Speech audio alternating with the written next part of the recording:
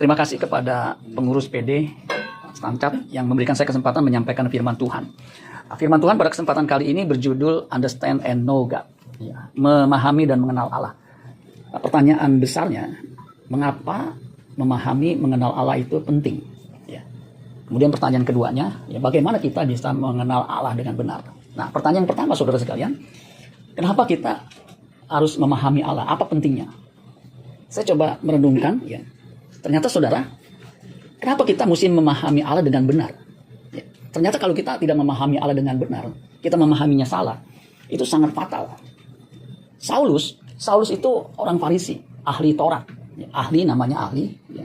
Kalau kuliah itu udah master. Ya. Tetapi dia tidak memahami Allah dengan benar. Apa yang terjadi dengan Saulus? Ya, sebelum ganti nama Paulus, dia namanya Saulus. Dia menganiaya pengikut Kristus, umat Allah yang menjadi Kristen, Kristianos. Ya. Nah itu dia bilang begini dalam 1 Timotius 1 ayat 13. Walaupun dahulu aku seorang penghujat, penganiaya, dan orang yang kejam, tetapi aku menerima belas kasihan karena dahulu aku melakukannya tanpa pengertian dan dalam ketidakpercayaan. Jadi saudara sekalian, Saulus ini sebelum jadi Paulus, dia tanpa pengertian, tanpa pemahaman. Kalau terjemahan lain mengatakan, tetapi Allah mengasihani aku sebab pada waktu itu, aku belum mengenal Kristus dan tidak tahu apa-apa tentang. Tidak tahu apa yang sedang aku lakukan. Jadi kalau kita tidak memahami Allah dengan benar, kita bisa seperti Saulus yang bertindak, dia pikir benar. Ternyata yang dilakukan fatal. Dia tidak melakukan seperti yang dikehendaki Allah yang disembahnya. Nah untuk itu kita akan membahas, ya, memahami dan mengenal Allah. Dan yang lebih fatal lagi, kalau umat perjanjian baru, kalau tidak mengenal Allah, binasa. Binasa itu bukan hanya lenyap kemudian tidak ada bekasnya, tetapi mengalami penderitaan selama-lamanya. Jadi betapa fatalnya kalau kita tidak mengenal Allah dengan benar. Nah, untuk itu kita akan belajar Yeremia pasal 9 ayat 23. Ya. Dikatakan begini, beginilah firman Tuhan, ini firman Tuhan. Janganlah orang bijaksana bermegah karena kebijaksanaannya. Janganlah orang kuat bermegah karena kekuatannya. Janganlah orang kaya bermegah karena kekayaannya. Jadi jangan sampai kita sombong karena kebijaksanaan, hikmat yang kita miliki, kekuatan dan juga kekayaan kita. Di sini gak ada yang sombong ya, saudara ya. Kalau yang kaya banyak ya. Puji Tuhan ya. Gak amin saudara ya. Sombong gak boleh. Ya, sombong gak boleh. Ya, orang kaya kebanyakan sombong. Orang miskin bisa gak sombong? Banyak juga saudara ya. Ya. Dulu sekolah minggu mengatakan kalau orang sombong kepalanya besar itu gak bisa masuk surga ya. Ayat 24. Tetapi siapa yang mau bermegah, perhatikan nih, kalau mau bermegah bukan karena kebijaksanaan, bukan karena kedudukan, kekayaan, tetapi dikatakan begini, baiklah bermegah karena yang berikut. Nah yang berikut ini penting, bahwa ia memahami dan mengenal aku. Akunya di sini Elohim Yahweh, bahwa akulah Tuhan. Tuhan huruf besar semua ini terjemahan dari Yahweh, YHWH, yang menunjukkan kasih setia, keadilan dan kebenaran di bumi. Jadi di sini ada atribut atau sifat karakter Allah 3, kasih setia, keadilan dan kebenaran. Sungguh semuanya itu kusukai. Kasih setia, keadilan, kebenaran itu Tuhan katakan kusukai. Demikianlah firman Tuhan. Jadi kalau kita mau mengenal Allah, kita juga harus menyukai apa yang dia sukai. Betul nggak saudara? Ya, coba kalau saudara waktu mau pacaran PDKT, ya, kita cari tahu dulu dia kesukaannya apa ya. Oh asinan, nah, kita beliin asinan. Ya, dia kesukaannya apa? Ya, bunga. Ya. Kita beliin bunga, betul nggak? Kalau istri saya nggak suka bunga, dia sukanya bunga bank. Ya. Nah, jadi saudara sekalian, orang percaya yang mengenal Allah, kita harus menyukai apa yang Allah sukai. Ya. Karena kerajaan Allah bukan soal makan minum. Jangan saudara berpikir Allah suka makanan ini. Enggak. Kerajaan Allah, masalahnya apa? Roma 14 ayat 17. Sebab kerajaan Allah bukan soal makanan minuman, tetapi soal apa? Kebenaran, damai sejahtera dan sukacita oleh Roh Kudus. Nah itu kita harus pahami. Ini yang Allah sukai. Ya. Jadi the kingdom of God is not eating and drinking. Bukan soal apa? Makan minum, eating. Ya, itu bahasa Inggrisnya dari eat. Ya, kalau Belandanya kan eaten, betul nggak? Eating, drinking. Kalau Belandanya drinking itu drinken. Ya. Jadi bukan hanya eaten and drinken. Itu bahasa Belanda ya. Makan eaten, minum drinken. Kalau makan nggak minum-minum, bahasa Belandanya kesereten. Kalau permisi punten, saudara ya. Jadi kita harus menyukai apa yang sesembahan kita sukai. Jadi jangan sampai kita Kristen tetapi tidak punya kasih setia. Kasih setia itu dari dua kata itu. Kasih setia itu sebenarnya satu kata, yaitu hesed, anugerah, kasih, compassion. Nah, di situ ada di dalamnya. Makanya kalau orang Kristen kejam, apalagi sama temannya, sama keluarganya, itu jangan-jangan dia tidak mengenal Allah yang benar. Kemudian setia. Jadi keset itu ada kesetiaan, faithfulness. Makanya kalau orang Kristen nggak setia, ya, apalagi sudah menikah, nggak setia sama istrinya, nggak setia sama pasangannya, itu jangan-jangan dia menyembah Allah yang salah. Ya. Setia tahu kan? Bukannya setia setiap tikungan ada, bukan. Ya. Ada ya suami kalau di rumah sih baik-baik, baik, karena dia masuk dalam istiqomah, ikatan suami takut istri kalau di rumah. Tapi kalau di luar, aduh, selingkuhannya banyak, saudara. Ya. Dia taruh di kotak. Jadi selingkuhannya ditaruh di kotak. Makanya dinamain si maskot, simpenan ampun satu kotak. Nggak ketahuan. Kalau di rumah sih baik. Aku Kristen. Kalau dia simpen di desa namanya simpedes, simpenan perempuan desa. Ini pria-pria yang seperti ini suruh sekalian yang kelihatannya baik, menyembah Allah, dia nggak mengenal Allah yang benar. Yang lebih parah, dia selingkuh dengan seorang wanita yang amanah. Ya, aman dibawa kemana-mana. Itu parah, saudara sekalian. Sepandai-pandainya tupai melompat, akhirnya jatuh juga. Sepandai-pandainya menyimpan istri muda, akhirnya itu istri muda ketua juga. Tua. Ya. Lama-lama ketahuan juga, saudara sekalian. Ya. Jadi saudara harus setia. Ya. Ini kami sudah menikah 34 tahun. Ya, berusaha. Ya. Karena menikah itu harus usaha. Jangan baru 3 tahun, ya, cerai. 8 tahun, cerai. Ya. Saya coba cari tahu kenapa wanita cantik bisa nyanyi, muda cantik, baik, kok bisa cerai? Bisa menceraikan? Jawabannya cuma satu, pasti si pria itu nggak setia, betul nggak? Nggak mungkin kalau pria setia, uangnya banyak, saudara sekalian diceraikan, kan nggak mungkin. Hah? Pasti, betul nggak? Kalau istri saya, waktu kita menikah, dia bilang, pokoknya sama saya, dia kan orangnya lembut, baik ya. Tapi kalau urusan pernikahan, kesetiaan, jangan coba main-main. Saya pernah kaget setengah mati. Pas ada yang selingkuh begitu, dia kan marah ya. Dengar, kok bisa ya begitu ya. Dia bilang, kalau lu sih jangan macam-macam ya. Dia bilang gitu. Kenapa emang? Gue potong habis. Wah itu. Tapi emang begitu, saudara sekalian. Ya. Orang Kristen yang mengenal Allah pasti setia. Enggak ada yang amin, saudara ya. Amin. Setia. Karena kasih setia itu karakter ilahi yang kita harus miliki. Dia buah roh, kasih, sukacita, damai sejahtera, kesabaran, kemurahan, kebaikan, kesetiaan. Jadi kalau kita mau mengenal Allah, kita harus mengenal juga karakternya. Nah, yang berikutnya saudara sekalian, ini yang tadi saya bilang, mengenal Allah yang benar adalah hidup kekal. Hidup kekal. Yohanes 17 ayat 3. Inilah hidup kekal. Hidup kekal ini bukan hanya hidup selama-lamanya, tetapi hidup berkualitas. Kenapa? Kalau kita bergaul dengan orang yang punya pengetahuan, orang yang baik karakternya, kita akan ikut. Nah, Allah punya hikmat, Allah punya karakter yang baik. Kalau kita bergaul, kita juga punya karakter yang baik. Ya. Nah, hidup kekal itu berkarakter ilahi, berkualitas. Inilah hidup kekal itu, berkualitas itu. Bukan hanya durasinya selama-lamanya, tapi kualitasnya. Yaitu bahwa mereka mengenal. Nah, di sini memakai kata ginosko, mengenal. Kalau yang tadi memakai kata yada atau daat, yaitu sama ya.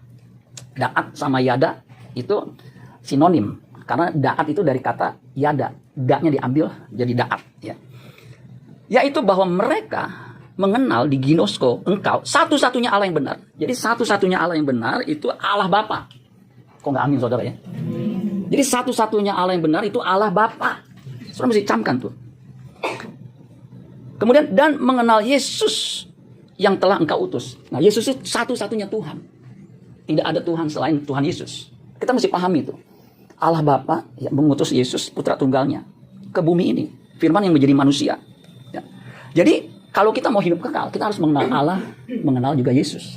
Makanya Yesus bilang begini, jangan gelisah hatimu. Yohanes 14 ayat 1. Jangan gelisah hatimu, percayalah kepada Allah, percayalah juga kepadaku. Jadi kalau umat perjanjian lama dia percaya kepada Elohim Yahweh, ya, tidak seperti Saulus yang tidak percaya mengenal sungguh-sungguh, makanya dalam ketidakpercayaan dia pasti juga percaya kepada Yesus utusannya yang satu-satunya itu. Jadi kalau ada yang mengaku utusan dari Allah Elohim Yahweh selain Yesus, pasti salah. Begitu saudara. Nah, ayat 1 Yohanes 5 ayat 20 dikatakan begini. Ini masih ada hubungan ya.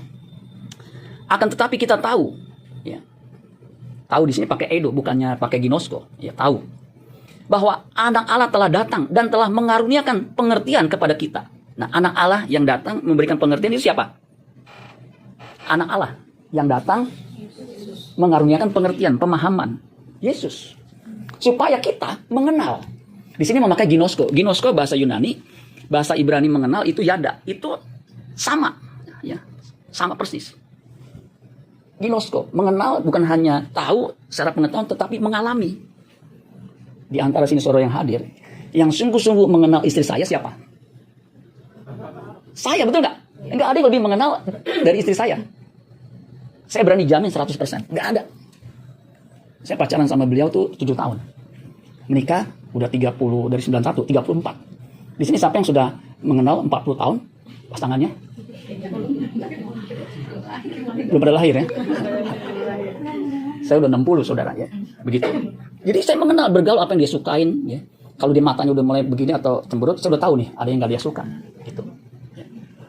Saya aja yang udah mengenal gini, kadang-kadang saya juga bingung. Namanya wanita ya, kadang-kadang kok begini ya. Wanita itu kan unik. Kadang-kadang yang dia mau, dia gak ngomong gitu. Pokoknya lu ngerti sendiri deh. Ya gua gak ngerti apa maksudnya. Begitu. Jadi kita nebak-nebak ya. Jadi mengenal itu mengalami, bergaul. Saya kan kalau tidur bareng, ya, bangun tidur lihat dia, mau tidur lihat dia. Jadi hampir bergaul sama dia. Apalagi dua-duanya sama pensiun. Mejanya sama, saya kiri, dia kanan. Gitu. Dia sakit, saya juga ikut sakit pilek. Gitu. Karena apa? Deketan. Ya. Jadi mengenal itu saudara mengalami, ginosko. Mengenal yang benar. Dan kita ada di dalam yang benar. Ini penting nih. Mengenal dan ada di dalam. Nah, ada di dalam ini adalah kondisi mutlak kalau kita mau mengenal Allah dengan benar.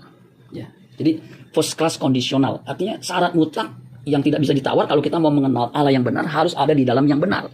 Siapa yang benar itu? Di dalam anaknya, Yesus Kristus. Dia, anaknya itu adalah Allah yang benar dan hidup. Jadi kalau saudara mau memiliki hidup kekal, hanya ada dalam Yesus Kristus. Itulah sebab Yesus berani berkata, akulah jalan kebenaran dan hidup. Tidak ada seorang pun yang sampai kepada Bapa kalau tidak melalui aku. Kira-kira saudara mulai paham gak? Ya, bagaimana kita memahami dan mengenal Allah? Nah pertanyaannya, siapakah Allah itu? Saya coba ringkes. Ya. Karena kalau mengenai kealahan itu biasanya 1 semester. Ya. Di sini enggak ya. Ibrani 11 ayat 6. Ya. Jadi siapakah Allah itu? Tetapi tanpa iman tidak mungkin orang berkenan kepada Allah. Sebab barang siapa berpaling kepada Allah, ia harus percaya bahwa Allah ada. Dan bahwa Allah memberi upah. Kepada siapa? Kepada orang yang sungguh-sungguh mencari dia. Jadi untuk kita bisa mengenal Allah, untuk kita bisa percaya kepada Allah, syaratnya cuma satu, harus punya iman. Iman itu media. Makanya Ibrani 11 ayat 1, iman adalah dasar dari segala sesuatu yang kita harapkan dan bukti dari segala sesuatu yang tidak kita lihat. Harus ada iman. Ya. Allah itu eternal existent. Jadi keberadaannya kekal. Dia ada. Ya. Makanya pemazmur mengatakan orang bebal berkata dalam hatinya tidak ada Allah. Kalau yang mengatakan bahwa Allah itu nggak ada, itu orang bebal, orang bodoh. Kalau terjemahan firman Allah yang hidup, orang bodoh. Allah nggak ada. Orang bodoh. Busuk dan jijik perbuatan mereka, tidak ada yang berbuat baik. Biasanya ciri orang yang tidak mengenal Allah yang bebal itu karakternya buruk. Ya. Umumnya begitu. Pikirannya bengkok, jahat dan tidak mungkin. Ya itu orang baik, nggak mungkin. Ya. Kalau ngaku mengenal Allah, ya, kelakuannya buruk, pasti dia tidak mengenal Allah yang benar. Dia menganggap Allah yang benar itu nggak ada. Ya, begitu saudara. Dia ada. Kemudian Allah itu roh. Ya, bisa next. Allah itu roh. Roh itu bisa dilihat nggak saudara? Nggak bisa. Dia seperti angin. Roh di situ pneuma. Pneuma itu seperti angin. Ya, sejajar dengan anemos. Ya. Saudara bisa melihat angin nggak? Apa warnanya? Merah. Itu masuk angin kalau dikerok. Nah itu merah saudara. Angin nggak bisa dilihat, tapi dia ada. Betul nggak? Bahkan ada dalam diri saudara masing-masing. Kadang-kadang keluarnya tanpa permisi, tetapi hadiratnya bisa dirasakan kiri kanan depan belakang atas bawah. Ah itu angin. Kita nggak bisa lihat. Yang nggak bisa kita lihat bukan berarti nggak ada, betul nggak? Kayak kuman, saudara bisa lihat nggak kuman? Nggak bisa, mesti pakai mikroskop. Kemudian bintang yang paling jauh, saudara nggak bisa lihat, mesti pakai teleskop. Nah untuk melihat Allah yang roh, kita harus pakai medianya namanya iman. Iman timbul dari pendengaran akan firman Kristus. Makanya kita butuh firman supaya iman kita itu yang menjadi media kita mengenal Allah, yang membuat kita bisa mencari Allah, yang membuat kita bisa lihat, oh ini Allah. Itu pakai iman.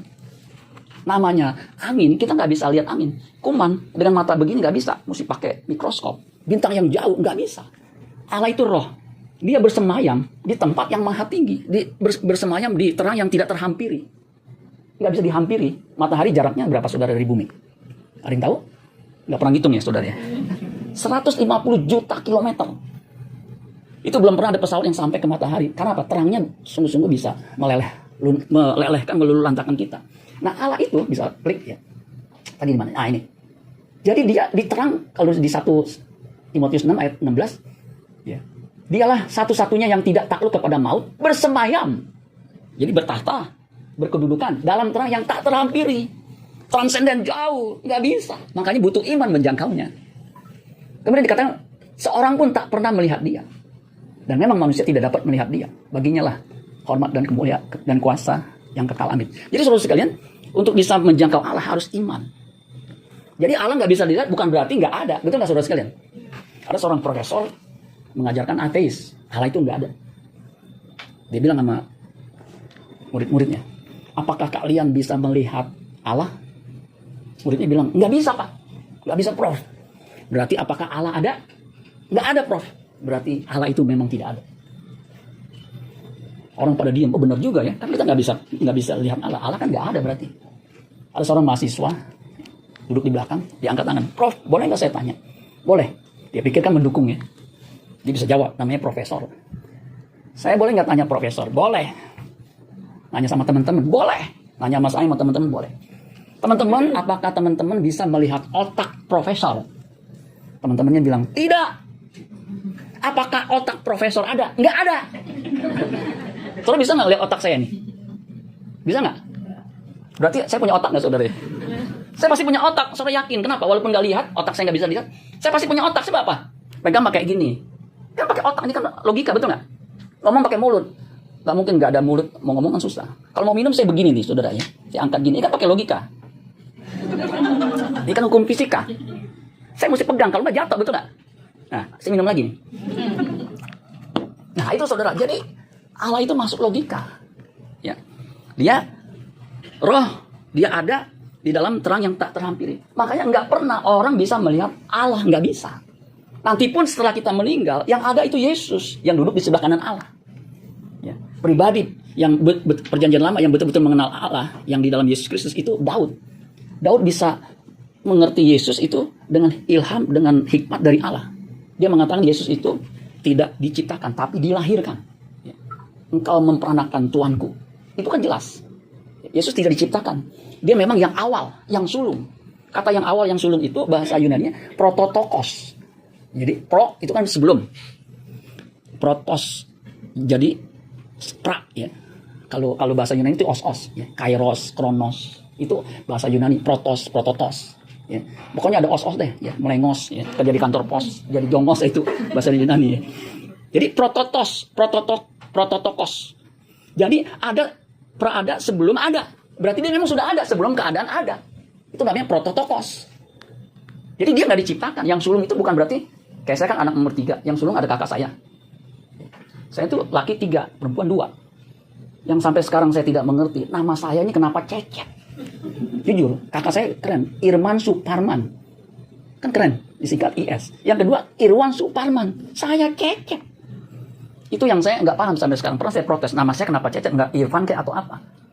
Jadi pas lahir saya nggak disangka. Pas lahir dia bingung, papi saya. Udah namanya Cecep. Kenapa namanya Cecep? Jadi papi saya katanya lihat pembalap namanya Cecep.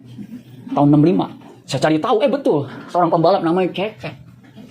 Ya, jadi nama saya sampai sekarang Cecep, saudara sekalian. Yang jadi persoalan tuh kan nama Cecep susah, betul nggak? Saya kan kerja di Citibank. Saya pernah dikasih tugas ke Singapura. Kan kenalan sama orang Singapura kan. What is your name? Saya bilang, my name is Cecep. How do you spell it? Saya bilang CECEP. Sisip gitu saudara. Saya bingung. No, you call me Cecep. But you pronounce CECEP. Ya sisip. Ya whatever ya. Itu membuat saya sampai sekarang kenapa bikin susah saya tuh. Apalagi saya lahir 65 itu ejaannya masih belum EYD. Pakai TJ, TJE, P. Telemarketing kadang-kadang telepon. Bisa bicara Bapak TJE, Saya bilang nih pasti orang-orang masih baru nih saudaranya. Masih bukannya yang zaman saya. Ini pasti zamannya milenial. Ya. Nggak tahu. Nah, itu bacanya kalau dulu C itu TJ. Nah, itu bikin saya sulit. Di paspor TJE, gitu. Ijazah C. Aduh. Makanya saudara kalau punya anak tolong pikirin. Kalau kasih nama pikirin namanya apa. Ya. Susah saya. Nah, jadi saudara sekalian, siapa Allah itu saudara mesti paham untuk bisa mengenal. Makanya satu-satunya utusan itu Yesus, itu bisa dipahami. Ketika Yesus bangkit, sebelum naik ke sorga, dia berkata segala kuasa di sorga dan di bumi diberikan kepadaku. Makanya dia jadi Tuhan. Bukan manusia diangkat jadi Tuhan. Untuk bisa jadi Tuhan, manusia sebaik apapun, sesaleh apapun gak bisa jadi Tuhan. Kecuali dia memang Tuhan sendiri. Dia memang Tuhan sejak kekekalan. Makanya ketika Yesus mau lahir, ada malaikat tuh di padang. Dia berkata kepada gembala-gembala, hari ini telah lahir bagimu Yesus Kristus, Tuhan di kota Daud. Kota Daud, kota apa? Bethlehem. Dia lahir di Bethlehem, bukan di Blok M ya, saudara sekalian. Nah, itu Tuhan. Tuhan di kota Daud. Jadi saudara sekalian, Yesus itu Tuhan. Jadi kalau saya boleh simpulkan, boleh nggak saya simpulkan? Boleh ya saudara ya, karena bentar lagi habis nih. Bagaimana kita bisa mengenal Allah? Dengan cara bergaul. Ya. Bergaul. Nah, ketika kita bergaul, bergaul itu saudara, ya, pergaulan yang buruk merupakan kebiasaan yang baik. Sebaliknya, pergaulan yang baik bisa juga mempengaruhi ya, karakter yang buruk itu jadi baik kalau bergaul sama yang baik. Kayak saya ini kan orangnya introvert. Kalau nggak ditegur, saya tuh nggak menegur karena agak minder dikit. Saya menikah sama istri saya ini, dia orangnya ekstrovert. Apa aja tuh dia tanya, dia senyum, pokoknya dia ini. Saya kan dulu kalau ke kantor nganterin dia dulu. Itu mulai dari yang masuk mobil gitu, Pak selamat pagi Pak, kayak gitu ya. Saya bilang lama amat ya. Sama tukang itu juga tuh yang kalau tol ya, Pak makasih Pak atau Bu makasih Mbak gitu ya. Pokoknya semua dia tanya. Saya bilang kayak orang kerjaannya semua ditanya ya. Tapi ternyata itu seru sekalian dia lakukan begitu. Sekarang saya kan jalan pagi sama dia. Saya tanya tuh tukang roti, tukang gorengan, semua saya tanyain seru sekalian. Kenapa saya bergaul? Sampai pernah dikomplain. Ini kalau kita jalan lu begini, kita kapan sampainya? Semua orang ditanyain. Nah, jadi pergaulan itu saling mempengaruhi. Nah, kalau kita bergaul dengan Allah, karakter ilahi, karakter Allah harus ada dalam diri kita. Amin. Makanya kalau kita mengaku Kristen tapi masih pendendam, jadi pengkhianat, jangan-jangan dia tidak mengenal Allah. Jangan-jangan dia tidak menganggap Yesus itu sahabatnya, atau Yesus tidak menganggap kita sahabatnya, seperti Yudas. Yesus itu menganggap Yudas itu sebenarnya sahabat, ya, sahabat Filos. Tetapi Yudas tidak berperilaku sebagai Filos, tetapi sebagai hetairos, hanya teman. Makanya ketika Yudas mengkhianati Yesus, Yesus berkata, hai teman, hetairos. Karena dia tidak bergaul dengan sungguh-sungguh. Alkitab mengatakan, dia itu kan bendahara, dia mencuri uang yang dia pegangnya itu. Ya. Nah kita, orang Kristen harusnya ketika mengenal Allah, bergaul dengan Allah, manner of life kita harus berubah. Amin. Manner of life itu attitude. Attitude, tahu attitude? Perilaku, ya, karakter. Itu harus baik. Sehingga ketika orang bergaul, kenal kita, dia akan berkata begini, orang sebaik dia nggak mungkin menyembah Allah yang salah. Gitu saudara. Ya. Makanya bergaul itu penting. Dan kita bisa lihat, orang bergaul dengan Allah yang benar, itu attitude-nya pasti berubah. Sakal itu memahami, understand. Ya, understand. Jadi pakai pikiran, pakai perasaan. Ya. Be prudent. Give attention. Jadi harus fokus. Makanya sebenarnya hidup kita di bumi ini hanya membangun persahabatan dengan Allah. Makanya di Lukas pasal yang ke-16 ayat 9, ikatlah persahabatan dengan mempergunakan mamon yang tidak jujur. Apabila mamon itu tidak bisa menolong lagi, artinya mamon itu udah habis, waktu kita juga udah habis di bumi ini, kita dipecat di bumi ini, kita diterima di kemah abadi. Karena kita sudah bergaul dengan Allah selama di bumi ini. Menggunakan mamon. Mamon itu kekayaan, ya. Treasure. Maka gunakan. Untuk apa? Kita membangun hubungan dengan Allah.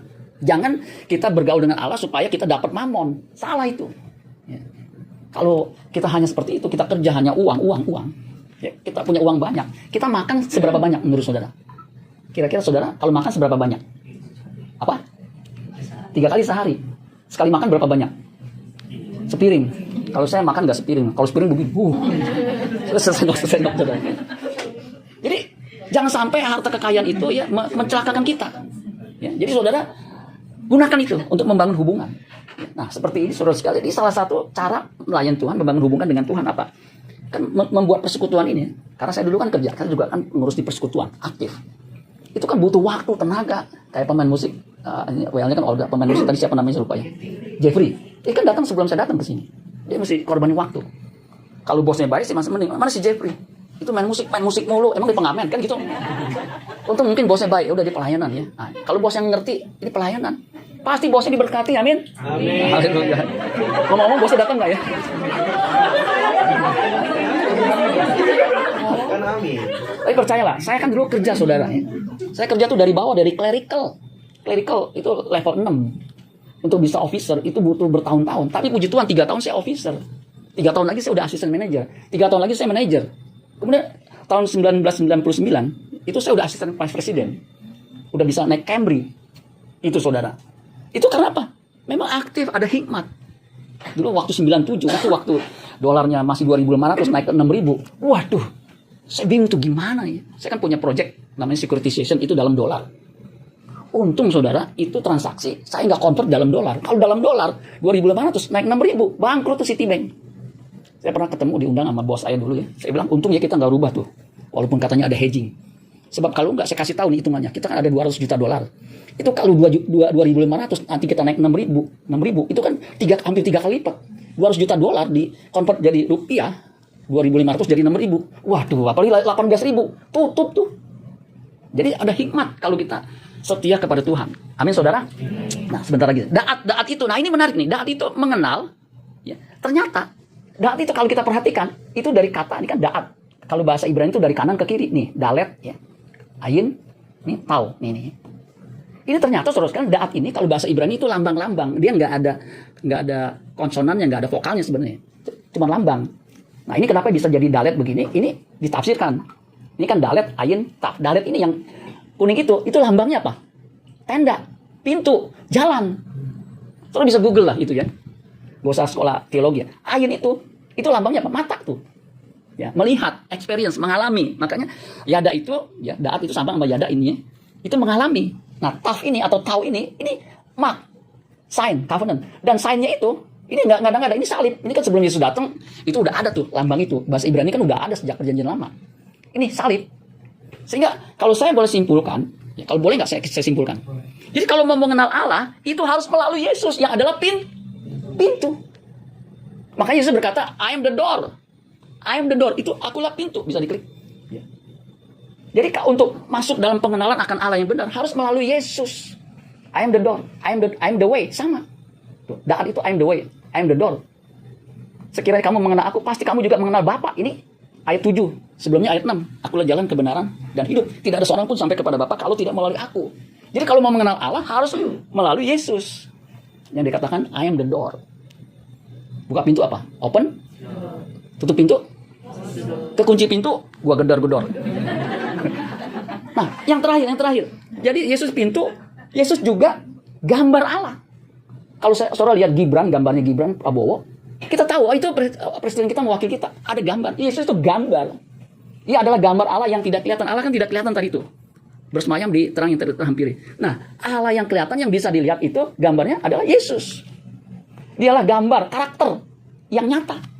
Yang nyata artinya yang kita bisa lihat, bisa sentuh, bisa hampiri. Makanya Allah yang transenden menjadi Allah yang imanen itu di dalam Yesus Kristus. Makanya dia namanya Immanuel. Yesus gambaran yang tepat. Jadi presisi. Kalau mengenal Allah, mengenal Yesus itu sama saja. Sasamiwan, sama saja Samiwan. Suruh mati pun nanti yang ketemu itu Allahnya adalah Yesus. Karena Allah Bapa di terang yang tidak terhampiri. Sampai kapanpun. Yesus Kristus mencerminkan semua sifat Allah. Walaupun manusia tidak dapat melihat Allah, tetapi kita bisa mengenal melalui Kristus ini. Ini terjemahan yang luar biasa. Jadi kalau kita mau mengenal Allah dengan benar, harus ada di dalam Yesus Kristus. Amin. Firman Tuhan.